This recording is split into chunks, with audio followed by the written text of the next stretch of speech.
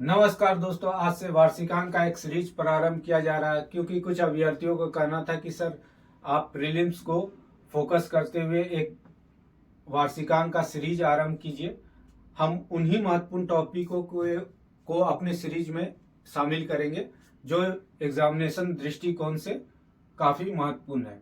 चलिए चर्चा आरंभ करते हैं। तो आज के सीरीज में हम लोग आयोग और समिति के संदर्भ में चर्चा करने जा रहे हैं। चलिए चर्चा आरंभ करते हैं। सबसे पहले देखें तो 16वें वित्त आयोग का गठन कर दिया गया। इसके अध्यक्ष नीति आयोग के पूर्व उपाध्यक्ष अरविंद पानगड़िया को बनाया गया है। सचिव ऋत्विक रंजनाम पांडे को बनाया गया है। आयोग 31 अक्टूबर 2025 तक अपना रिपोर्ट राष्ट्रपति को सौंपेगी और यह जो लागू होगा वो वर्ष 2026-27 से लेकर 2030-31 तक के लिए यह लागू होगा। जैसा कि आप जानते हैं, वित्त आयोग का गठन अनुच्छेद 280 के तहत किया जाता है। इस आयोग का गठन जो है केंद्र राज्य के बीच संसाधनों के आवंटन के लिए यह आयोग अपनी संस्तुति राष्ट्रपति को प्रस्तुत करती है। चलिए, एक अन्य महत्वपूर्ण समिति का गठन हुआ था जिनका नाम है कोविद समिति। हमारे पूर्व राष्ट्रपति रामनाथ कोविंद के नाम से एक कमेटी गठन किया गया है। इस कमेटी का काम है एक देश एक चुनाव प्रणाली को भारत में लागू करने के लिए संभावनाओं की तलाश करना। यह एक 8 सदस्यीय कमेटी है। इसके अलावा अभी 22वें विधि आयोग का कार्यकाल में फिर से वृद्धि कर दी गई है। 22वां विधि आयोग का काल के अध्यक्ष जो थे वो ऋतुराज अवस्थी और इनका कार्यकाल बढ़ाकर 31 अगस्त 2024 तक कर दिया गया। एक सोमनाथ समिति काफी इंपॉर्टेंट है। टी सोमनाथ की अध्यक्षता में सोमनाथ कमेटी का गठन किया गया मार्च 2023 में। उद्देश्य था राष्ट्रीय पेंशन प्रणाली में सुधार के लिए सुझाव देना। इसके अलावा मीना कुमारी समिति अक्टूबर 2023 में इस समिति का गठन होता है। ये IRDAI insurance regulatory development authority of India द्वारा इसका गठन किया गया है। इसका उद्देश्य बैंकिंग में इंश्योरेंस प्रणाली में सुधार के लिए जांच करना कि गलत पॉलिसी किसी बंदे को दिया जाता है, जिस तरह से बैंक के द्वारा दिया जा रहा है उसमें चेक करना, उसमें सुधार लाना। उसके बाद है अनीश दयाल सिंह समिति। ये काफी इंपॉर्टेंट है। अभी हाल ही में संसद में जो 2 लोग संसद परिसर में कूद गए थे, उसकी जांच के लिए ये कमेटी की गठन की गई है, अनीश दयाल सिंह समिति। और साथ में इसका उद्देश्य यह भी है कि भविष्य में इस प्रकार की घटना ना हो, इस प्रकार को कैसे नियंत्रण में लाया जाए या उस पर लगाम लगाया जाए, इसके लिए भी यह कमेटी सुझाव देगी। मणिपुर हिंसा के संदर्भ में 3 समितियां का गठन हुआ था। मणिपुर हिंसा काफी चर्चा में रहा है।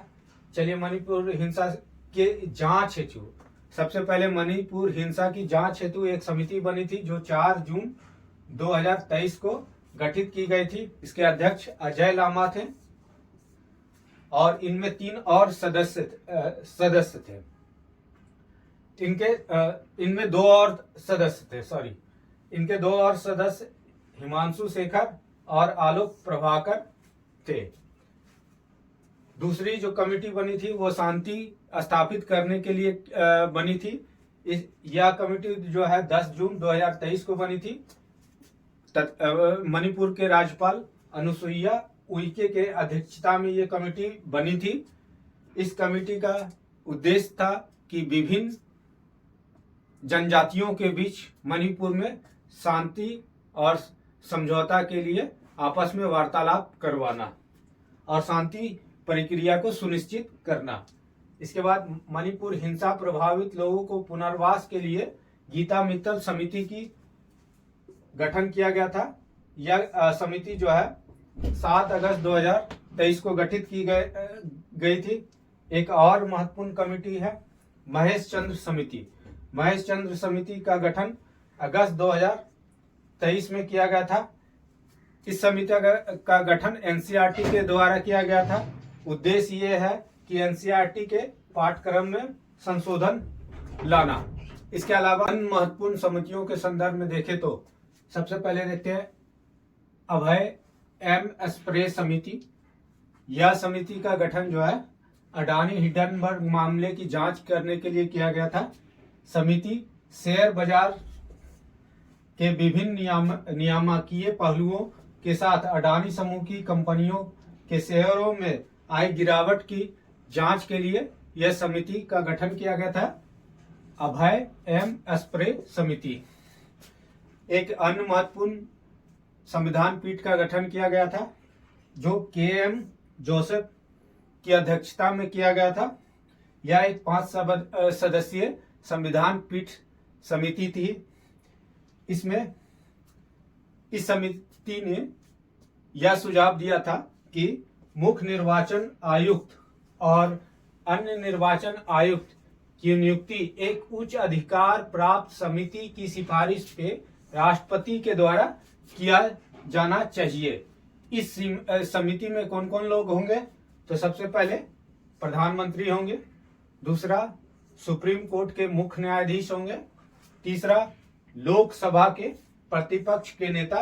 अगर इनकेस लोकसभा में प्रतिपक्ष का नेता नहीं है तो लोकसभा के चुनाव में सबसे बड़े दल के जो नेता होंगे उन्हें इस समिति का सदस्य बनाया जाएगा।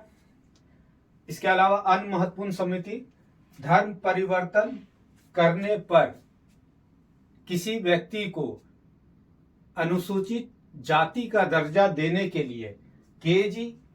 बालाकृष्णन के नेतृत्व में एक आयोग का गठन किया गया था ताकि इस बिंदु पे विचार किया जा सके। उसके अलावा है डॉक्टर वाई.के. गुप्ता समिति। ये अभी गाम्बिया में कप सिरप पीने से, जो भारतीय कप सिरप था वहां पर पीने से काफी बच्चों की मौत हो गई थी। इस के संदर्भ में जांच करने के लिए वाई.के. गुप्ता समिति का गठन किया गया था। एक और महत्वपूर्ण समिति है एस.के. मेहता समिति। यह समिति जो है रोरो और रो पैक्स की फेरी सेवाओं के लिए यह समिति का गठन किया गया। इस प्रकार हम लोगों ने महत्वपूर्ण समितियों को आज हम लोगों ने पूरा एक नज़र में कवर किया। आगे इसी प्रकार अन्य टॉपिक पे हम लोग पूरे वर्ष की घटनाक्रम को एक एक टॉपिक के रूप में कवर करते चले जाएंगे। धन्यवाद।